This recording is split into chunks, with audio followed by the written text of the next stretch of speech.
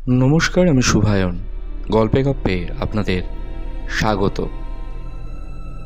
চতুর্থ পর্বে আমরা শুনেছিলাম যে পাগলি নানান রকম অদ্ভুত কথা বলছে। আর কি অদ্ভুত কথা বলছে আজ আমরা পঞ্চম পর্বে শুনব। আসুন দেখি আর কি কথা বলে। এক ধরনের অপদেবতা আছে, তন্ত্রে তাদের বলে হাকিনী। তারা অতি ভয়ানক জীব, বুদ্ধি মানুষের চেয়ে অনেক কম। মায়া দয়া বলে পদার্থ নেই তাদের, পশুর মতো মন, কিন্তু তাদের ক্ষমতা সবচেয়ে বেশি। এরা যেন প্রেতলোকের বাঘ ভাল্লুক। ওদের দিয়ে কাজ বেশি হয় বলে যাদের বেশি দুঃসাহস, এমন তান্ত্রিকরা হাকিনী মন্ত্রে সিদ্ধ হওয়ার সাধনা করে। হলে খুবই ভালো, কিন্তু বিপদের ভয়ও পদে পদে। তাদের নিয়ে যখন তখন খেলা করতে নেই। তাই তোকে বারণ করি, তুই বুঝিস নে, তাই রাগ করিস। কৌতূহল আর সংবরণ করতে না পেরে জিজ্ঞাসা করলাম, তুমি তাহলে হাকিনী মন্ত্রে সিদ্ধ না? ঠিক বলো। পাগলি চুপ করে রইল। আমি তাকে আর প্রশ্ন করলাম না। বুঝলাম পাগলি একথা কিছুতেই বলবে না, কিন্তু এ বিষয়ে আমার কোনো সন্দেহ রইল না। পরদিন গ্রামের লোকে আমাকে পাগলির সম্বন্ধে অনেক কথা বললে আপনি ওখানে যাবেন না এত ঘন ঘন। পাগলি ভয়ানক মানুষ, ওর মধ্যে এমন শক্তি আছে আপনার একেবারে সর্বনাশ করে দিতে পারে। ওকে বেশি ঘাটাবেন না মশাই। গাঁয়ের কোনো লোক ওর কাছে ঘেঁষে না, বিদেশি লোক, মারা পড়বেন শেষে। মনে ভাবলাম, কি আমার করবে? যা করবার তা করেছে, তার কাছে না গিয়ে থাকবার শক্তি আমার নেই। তারপর একদিন যা হলো তা বিশ্বাস করবেন না। একদিন সন্ধ্যার পরে পাগলির কাছে গিয়েছি, কিন্তু এমনভাবে গিয়েছি পাগলি না টের পায়। পাগলির সেই বটতলায় গিয়ে হঠাৎ অবাক হয়ে দাঁড়িয়ে রইলাম। বটতলায় পাগলি বসে নেই, তার বদলে একটি ষোড়শী বালিকা গাছের গুঁড়িতে ঠেস দিয়ে সামনের দিকে চেয়ে রয়েছে। চোখের ভুল নয় মশাই, আমার তখন কাঁচা বয়স, চোখে ঝাপসা দেখবার কথাই নয়, স্পষ্ট দেখলাম। ভাবলাম, তাই তো, এ আবার কে এলো? যাই কি না যাই, দু এক পায়ে এগিয়ে সংকোচের সঙ্গে জিজ্ঞাসা করলাম, মা, তিনি কোথায় গেলেন? মেয়েটি হেসে বলল, কে? সেই তিনি এখানে থাকতেন। মেয়েটি খিলখিল করে হেসে বললে, মরণ! কে, তার নামটাই বল না। নাম বলতে লজ্জা হচ্ছে নাকি? আমি চমকে উঠলাম।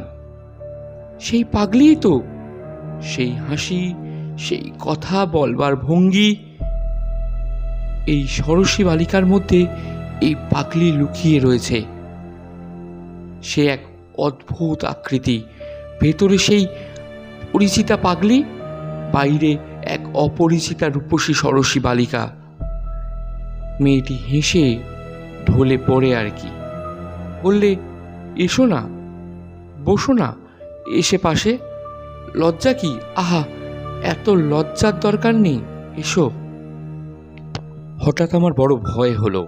মেয়েটির রকম সকম আমার ভালো বলে মনে হলো না। তাছাড়া আমার দৃঢ় বিশ্বাস হলো এ পাগলি আমায় কোনো বিপদে ফেলার চেষ্টায় আছে। ফিরে চলে যাচ্ছি, এমন সময় পরিচিত কণ্ঠের ডাক শুনে থমকে দাঁড়ালাম।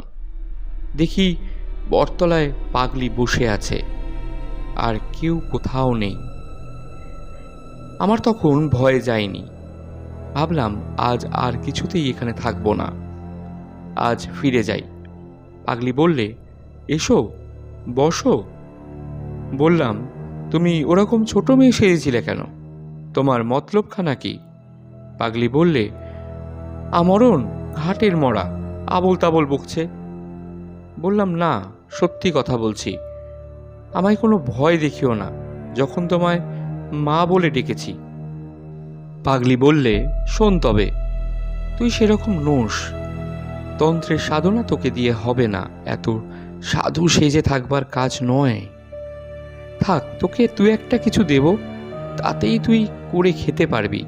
একটা মরা চাই, আসবে শিগগিরই, অনেক মরা এই ঘাটেই আসবে, ততদিন অপেক্ষা কর। কিন্তু যা বলে দেব তাই করবি, রাজি আছিস? সব সাধনা ভিন্ন কিছু হবে না। তখন আমি মরিয়া হয়ে উঠেছি। আমি ভীতু লোক ছিলাম না কোনো কালেই, তবুও কখনো মরার ওপর বসে সাধনা করব এ কল্পনাও করিনি। কিন্তু রাজি হলাম পাগলির প্রস্তাবে। বললাম, বেশ, তুমি যা বলবে তাই করব, কিন্তু পুলিশি হাঙ্গামার মধ্যে যেন না পড়ি, আর সবটাতেই রাজি আছি। একদিন সন্ধ্যার কিছু আগে গিয়েছি। সেদিন দেখলাম পাগলির ভাবটা যেন কেমন কেমন। ও আমায় বললে, একটা মরা পাওয়া গিয়েছে, এসো চুপি চুপি। জলের ধারে বড় একটা পাকুড় গাছের শেকড়ে জলের মধ্যে অনেকখানি নেমে গিয়েছি। সেই জড়ানো পাকানো জলমগ্ন শেকড়ের মধ্যে একটা 16-17 বছরের মেয়ের মরা বেঁধে আছে, কোনো ঘাট থেকে ভেসে এসেছে বোধহয়। ও বললে, তোল মরাটা, শেকড় বেয়ে নেমে যা, জলের মধ্যে মরা হালকা হবে, ওকে তুলে শেকড়ে রেখে দে, ভেসে না যায়। তখন কি করছি জ্ঞান ছিল না। মরার পরনে তখনও কাপড়, সেই কাপড় জড়িয়ে গিয়েছে শেকড়ের মধ্যে। আমাকে বিশেষ বেগ পেতে হলো না, অল্প চেষ্টাতেই সেটা টেনে তুলে ফেললাম। পাগলি বললে, মরার ওপর বসে তোকে সাধনা করতে হবে, ভয় পাবি নে তো? ভয় পেয়েছ কি মরেছ? আমি হঠাৎ আশ্চর্য হয়ে চিৎকার করে উঠলাম। মরার মুখ তখন আমার নজরে পড়েছে। সেদিনকার সেই সরসী বালিকা, অবিকল সেই মুখ, সেই চোখ, কোনো তফাৎ নেই। পাগলি বললে, চেঁচিয়ে মরছিস কেন, ও আপদ? আমার মাথার মধ্যে কেমন গোলমাল হয়ে গিয়েছে তখন। পাগলিকে দেখে তখন আমার অত্যন্ত ভয় হলো। মনে ভাবলাম, এ অতি ভয়ানক লোক দেখছি। গায়ের লোক ঠিকই বলে, কিন্তু ফিরবার পথ তখন আমার বন্ধ। পাগলি আমায় যা যা করতে বললে, সন্ধে থেকে আমাকে তা করতে হলো। কি কি করতে হলো, গল্পে গল্পে শুভায়নের সাথে আমরা তারানাথ তান্ত্রিকের 6ষ্ঠ পর্বে সেটা শুনব। আজকে এই পর্যন্তই। চ্যানেলটি ভালো লাগলে লাইক করুন, সাবস্ক্রাইব করুন, বেশি করে শেয়ার করুন।